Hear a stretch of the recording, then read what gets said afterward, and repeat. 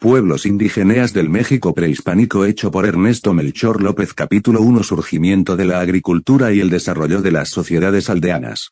A diferencia de los nómadas recolectores y cazadores que vivían de lo que se encontraban en su día a día, los agricultores vivían de lo que plantaban en sus huertos. En un principio los recolectores encontraron ciertas plantas que daban semillas y frutas apetitosas. Cada vez que iban a los lugares donde crecían las verduras y frutas dejaban caer algunas semillas para replantar. Poco a poco fueron escogiendo las diferentes semillas. A lo largo de generaciones estos grupos se quedaban a vivir cerca de sus cultivos. Estas plantas se transformaron, cacahuacintle al maíz, leguminosas a frijoles y habas. El desarrollo de la agricultura provocó que existieran dos nuevos grupos guerreros y sacerdotes. Uno se encargaba de defenderla el grupo en el que habitaban y el otro en comunicarse con los dioses. Los guerreros y los sacerdotes muchas veces se aprovechaban de los agricultores con tal de proteger los enemigos y conseguir el favor de los dioses, y que si no obedecían destruiría en sus parcelas y tendrían que morir. Esta forma existencial es llamada aldeana porque en los primeros milenios los centros de población eran habitados por grupos pequeños. A partir del año 1500 a.N. se desarrollaron las primeras ciudades en la región olmeca y surgió una nueva forma de vida llamada civilización.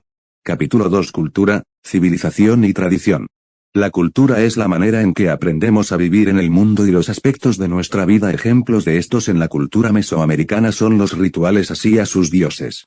Hace más de 300 años se originó en la región del centro una nueva forma basada en la agricultura que dio origen a una civilización. Una de las características de los pueblos llamados civilizados es la desigualdad social entre gobernantes, sacerdotes, aristas y otros nobles por un lado y la mayoría de la población agricultura y trabajadora por otro. Las sociedades civilizadas tenían gobierno centrado, es decir, un rey o un grupo de gobernantes de controlar el poder y obligaban al resto de la población a obedecer. Los ejemplos mexicas y aztecas, estas sociedades buscaban dominar a los pueblos extranjeros para someterlos a su poder y obligarles a darles sus riquezas y el producto de su trabajo. Los gobernantes olmecas construyeron grandes templos. Según los sacerdotes, estos serían para mantener contentos a los dioses. Los gobernantes desarrollaron una nueva tecnología, la escritura. Gracias a ella podían realizar registros de población y otros documentos. Los olmecas y luego los mayas desarrollaron un complejo sistema de escritura. En la mayoría de las civilizaciones solo un pequeño grupo de élite sabía escribir.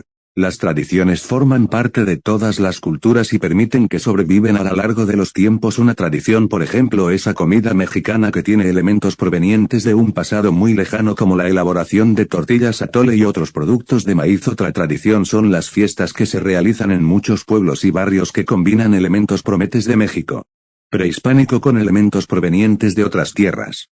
Conocer la diferencia entre cultura, civilización y tradición, así como la manera en el que surgieron las primeras civilizaciones, permite comprender mejor la historia de los pueblos indígenas del México prehispánico.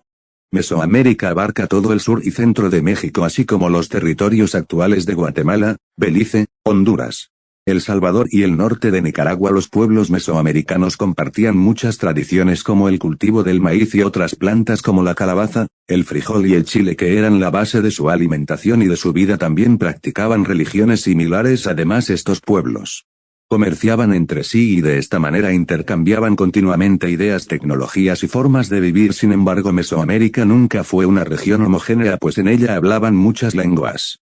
Aridoamérica fue habitada por grupos indígenas de recolectores y cazadores que se organizaban en bandas y se mudaban de lugar en lugar en busca de alimentos. Estos grupos desarrollaron tradiciones que les permitieron sobrevivir a estas áreas muy hostiles como los desiertos y las montañas.